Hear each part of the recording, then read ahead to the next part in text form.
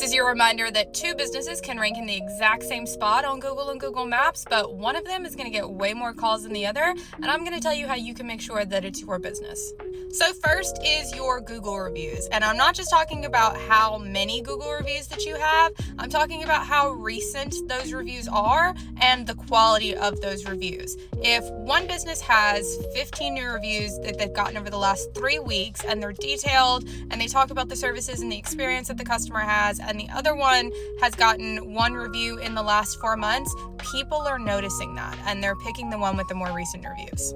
So the next thing is making sure that your Google business profile is fully filled out and complete. I cannot tell you how many times I have worked with a client and their Google business profile has not been fully filled out. And some of them, it's just because, they're filling out the basics and expecting their website to do the rest of the work. The other is that they just don't realize that there are all these capabilities on the Google business profile. So having that knowledge behind it. So it's really important when you have your Google business profile to make sure it's fully filled out, to make sure you have photos, your business information, your website is linked, your social medias are linked, you have all of your services listed, and that you're posting updates regularly on that Google business profile. Next is your website and the way that it is laid out. You need to make sure that when they click into that website that they can immediately see a way to call you, a way to figure out what you do and where you do it, and any major trust signals that you can give to that client to make them feel better about working with you. And like always, I save the best for last, maybe the second best for last in this case,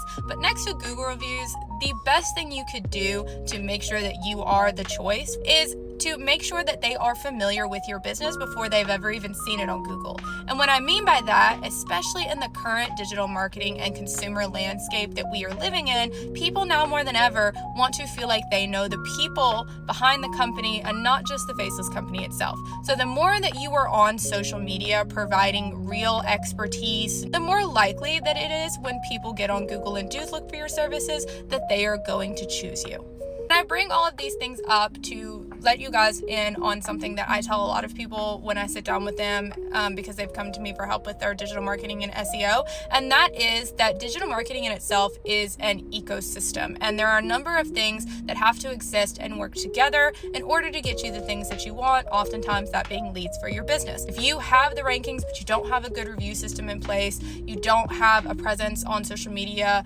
or anywhere else for that matter,